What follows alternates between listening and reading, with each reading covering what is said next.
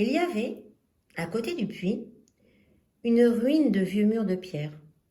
Lorsque je revins de mon travail, le lendemain soir, j'aperçus de loin mon petit prince assis là-haut, les jambes pendantes, et je l'entendis qui parlait.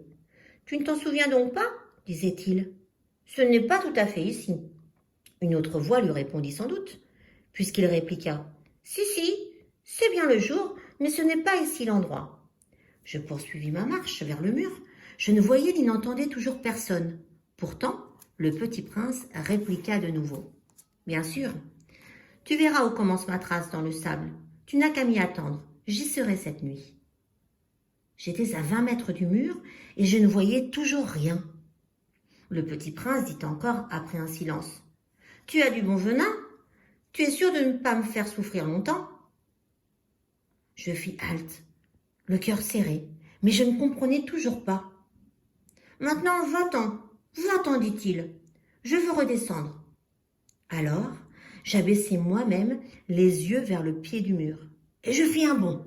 Il était là, dressé, vers le petit prince, un de ces serpents jaunes qui vous exécutent en 30 secondes. Tout en fouillant ma poche pour en tirer mon revolver, je pris le pas de course. Mais, au bruit que je fis, le serpent se laissa doucement couler dans le sable, comme un jet d'eau qui meurt, et sans trop se presser, se faufila entre les pierres avec un léger bruit de métal.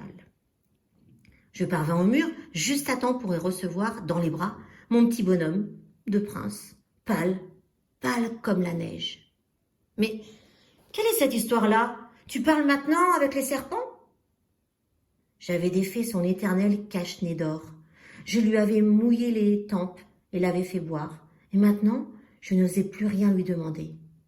Il me regarda gravement et m'entoura le cou de ses bras. Je sentais battre son cœur comme celui d'un oiseau qui meurt. Quand on l'a tiré à la carabine, il me dit « Je suis content que tu aies trouvé ce qui manquait à ta machine. Tu vas pouvoir rentrer chez toi. » Mais comment sais-tu?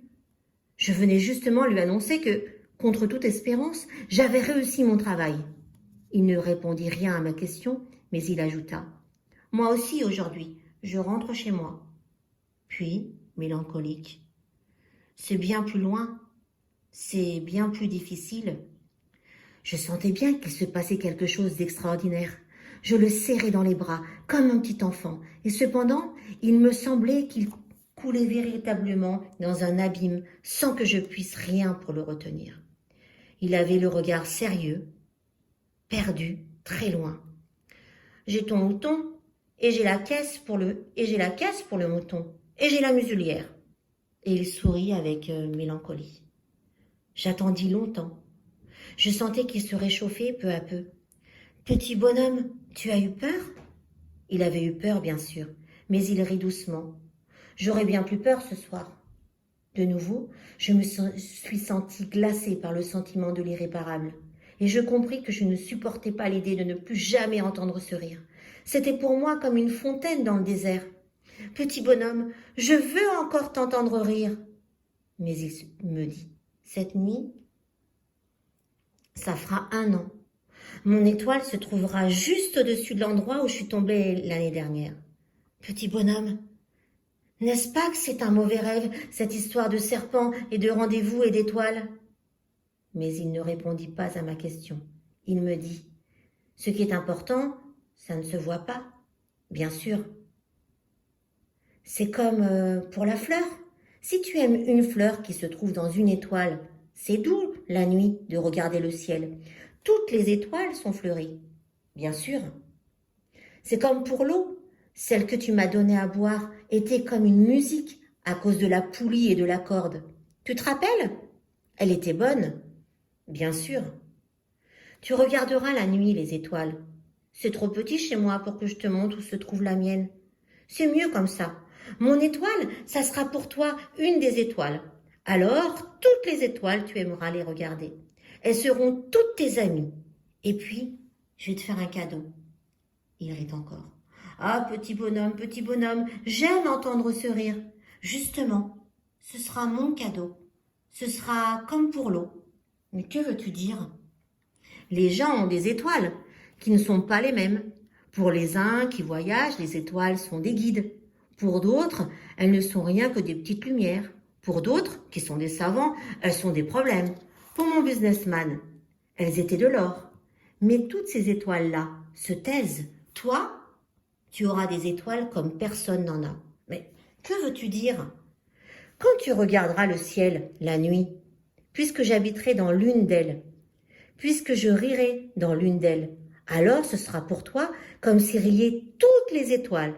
Tu auras toi des étoiles qui savent rire. Et il rit encore.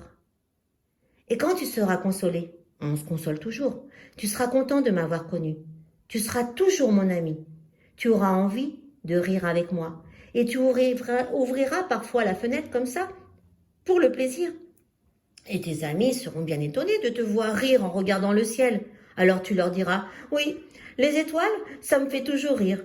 Et ils te croiront fou. Je t'aurais joué un bien vilain tour.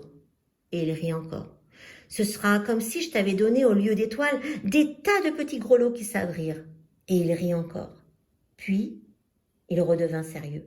Cette nuit, tu sais, ne viens pas. Je ne te quitterai pas. J'aurais l'air d'avoir mal. J'aurais un peu l'air de mourir, c'est comme ça. Ne viens pas voir ça. Ce n'est pas la peine. Je ne te quitterai pas. Mais il était soucieux. Je te dis ça, c'est aussi à cause du serpent. Il ne faut pas qu'il te morde. Les serpents, c'est méchant. Ça peut mordre pour le plaisir. Je ne te quitterai pas. Mais quelque chose le rassura. C'est vrai, ils n'ont plus de venin pour la seconde morsure. Cette nuit-là, je ne le vis pas se mettre en route. Il s'était évadé sans bruit. Quand je réussis à le rejoindre, il marchait décidé, d'un pas rapide. Et il me dit seulement « Ah, tu es là ?» Et il me prit par la main, mais il se tourmenta encore. « Tu as eu tort, tu auras de la peine. J'aurai l'air d'être mort et ce ne sera pas vrai. » Moi, je me taisais. « Tu comprends, c'est trop loin. Je ne peux pas emporter ce corps-là. C'est trop lourd. » Moi, je me taisais. « Mais ce sera comme une vieille écorce abandonnée. » Ce n'est pas triste, les vieilles écorces. Moi, je me taisais.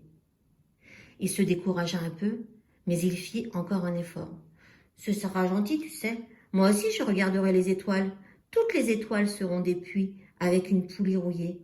Toutes les étoiles me verseront à boire. Moi, je me taisais. Ce sera tellement amusant. Tu auras 500 millions de grelots. J'aurai 500 millions de fontaines. Et il se tut aussi parce qu'il pleurait. C'est là.